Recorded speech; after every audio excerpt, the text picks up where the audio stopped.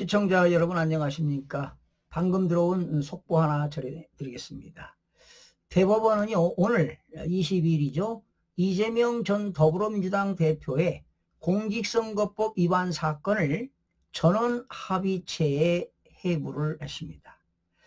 대법원은 이날 오전 이 전 대표의 선거법 사건을 오경미, 권영준, 엄상필, 박영재 재판관으로 구성된 2부에 배당을 했습니다.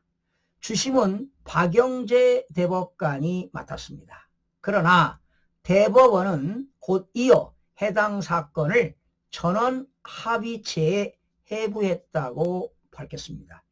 자, 원래 오경미, 권영준, 엄상필, 박영재 대법관인데요. 주심은 박영재 대법관이 맡았죠. 원래 2부에 배당이 됐는데요.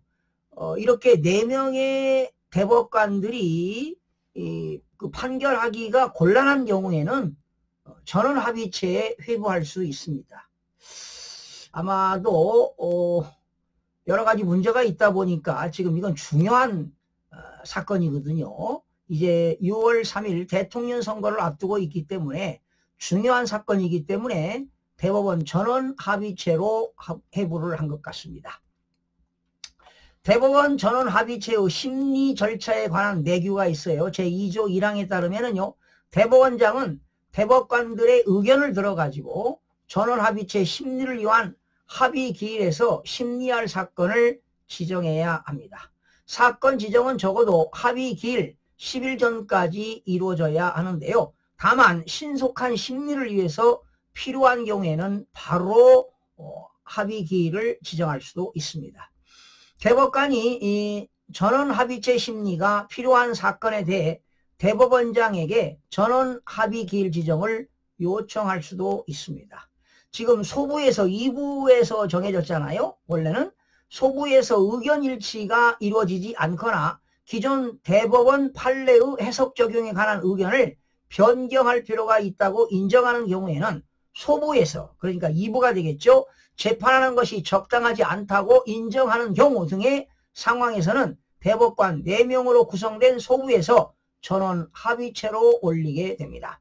이번 사건의 경우는요, 2부 소부에서 올리는 형식이 아니라 조희대 대법원장이 대법관들의 의견을 들어 전원 합의체 합의 기일에서 심리할 필요성이 있다고 판단해 전원 합의에 회부하도록 지정한 것으로 파악되고 있는데요.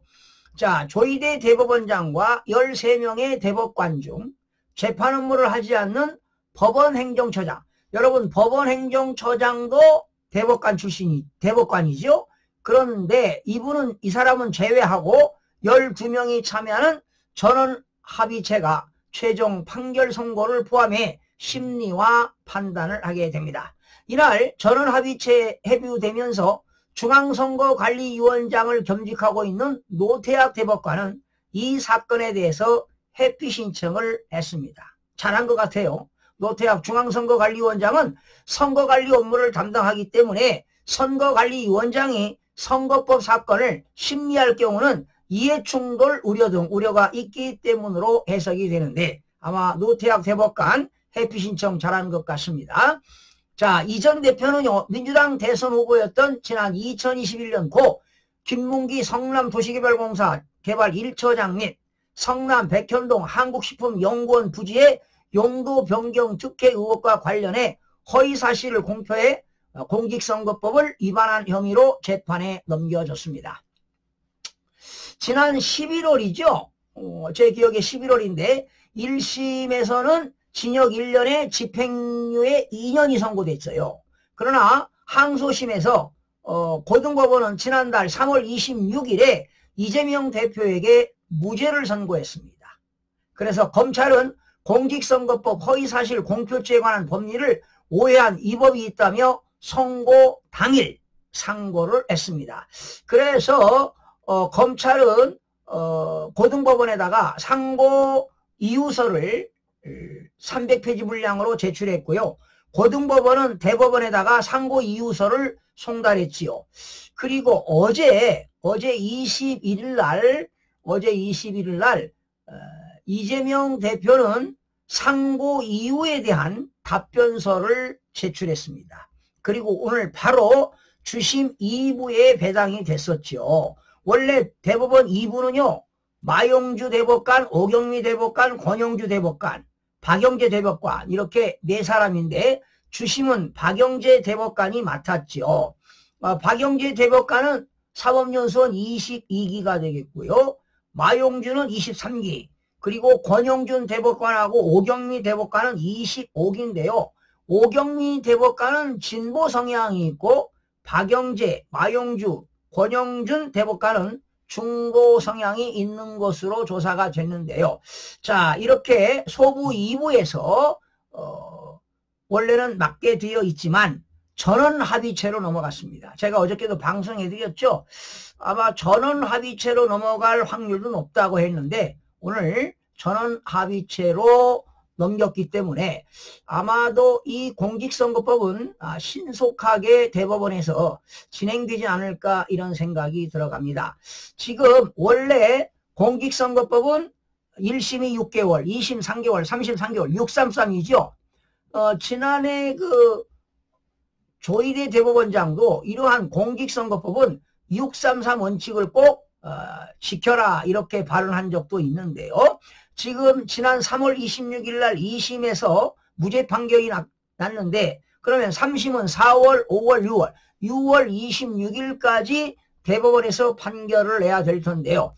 자, 재선이 6월 3일이기 때문에 아마 대법원에서 6월 3일 이전에 판결을 내릴지 6월 3일 이후에 대통령 선거 이후에 판결을 내릴지 기추가 주목이 되는데요. 제가 어제도 방송해드렸죠. 헌법 68조 2항입니다. 68조 2항은요.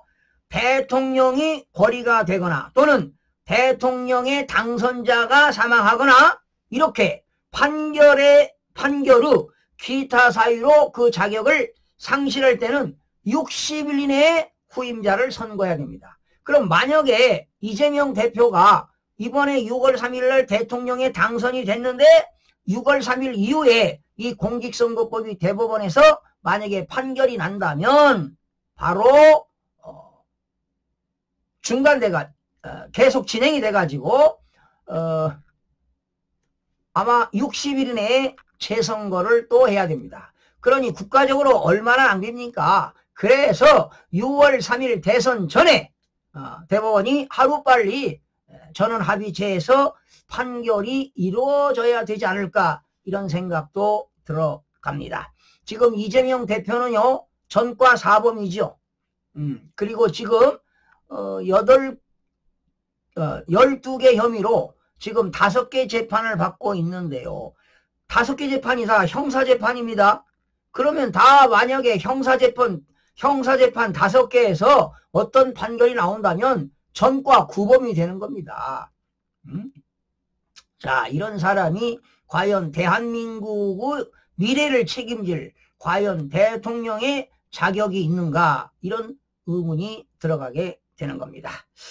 자, 시청자들이 여러분들이 소중한 한 표를 선택해야 되겠죠. 자, 6월 3일 대통령 선거 그 전에 전원합의체에서 판결이 이루어질지 6월 3일 이후에 판결이 이루어질지 그리고 대통령이 만약에 이재명 대표가 당선된 이후에 그런 판결 기타 사유로 만약에 자격을 상실하게 된다면 만약에 무죄가 나오면 상관이 없겠죠. 그러나 징역형이라든가 벌금형 100만 원 이상이 나오게 되면 대통령직을 상실하기 때문에 다시 60일 이내에 후임자를 선고해야 된다. 참으로 대한민국의 6월 3일이 운명의 날이 다가오고 있습니다. 그러나 이재명 그런 공직선거법도 대법원에서 하루빨리 신속하게 판결이 이루어져야 할 것으로 보여집니다. 시청자 여러분 고맙습니다.